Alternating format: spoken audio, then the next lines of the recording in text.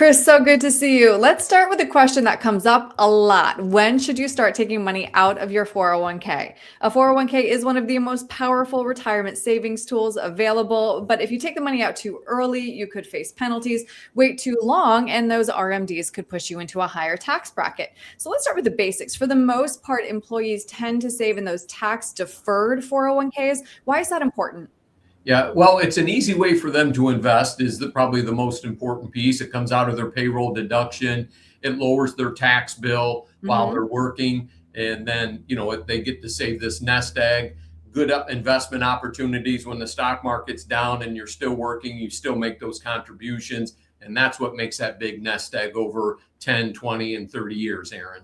The one caveat is that the government's going to come for those taxes at some point. And tax deferred means you're going to have to pay those taxes when you take it out, right? Absolutely. Tax deferred is not tax free in the case of the traditional 401k. Yes. Right.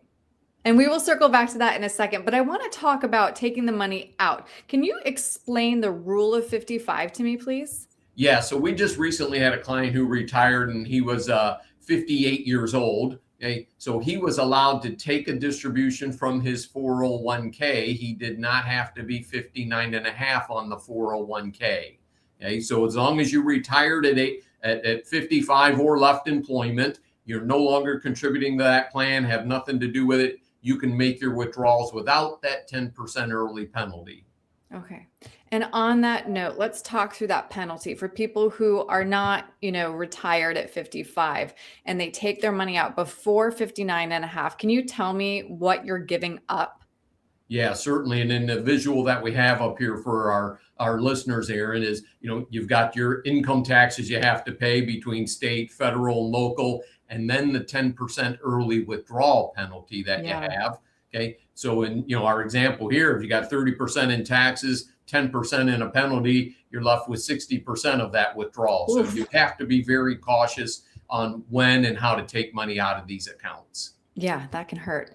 So now let's talk about those distributions in those tax deferred accounts. Can you explain how the distributions can actually affect your tax bracket and how they're taxed when you pull them out?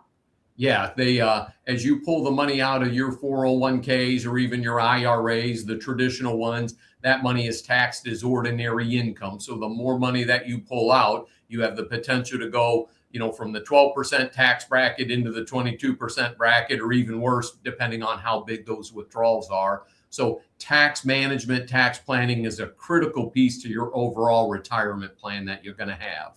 Absolutely. And if you wait, the government won't. Let's talk about RMDs. What are they and when do they start? Yep. So this is the required minimum distribution. And as you can see on the visual here, there's been a number of different changes over the course of time.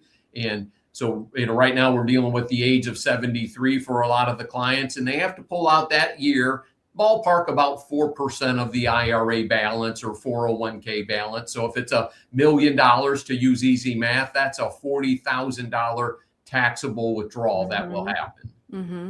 So now let's talk about withdrawals. What are some strategies that can help us determine when to start, how much to take out of our 401k?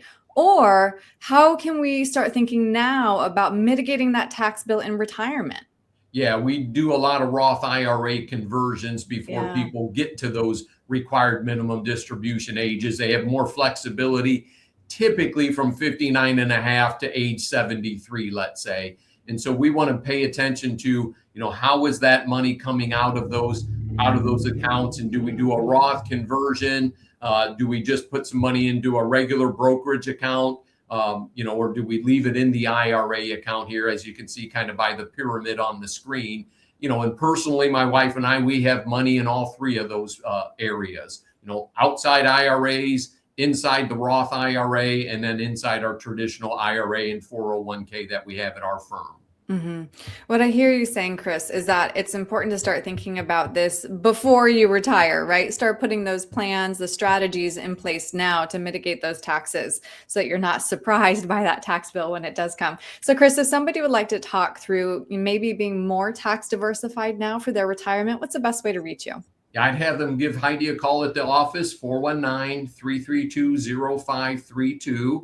419-332-0532, or reach us at McIntireRetirementServices.com, and we can set up a consultation with no cost, no obligation, and begin the conversation. That's great. Chris, thank you so much. Yeah, my pleasure, Erin. Thank you.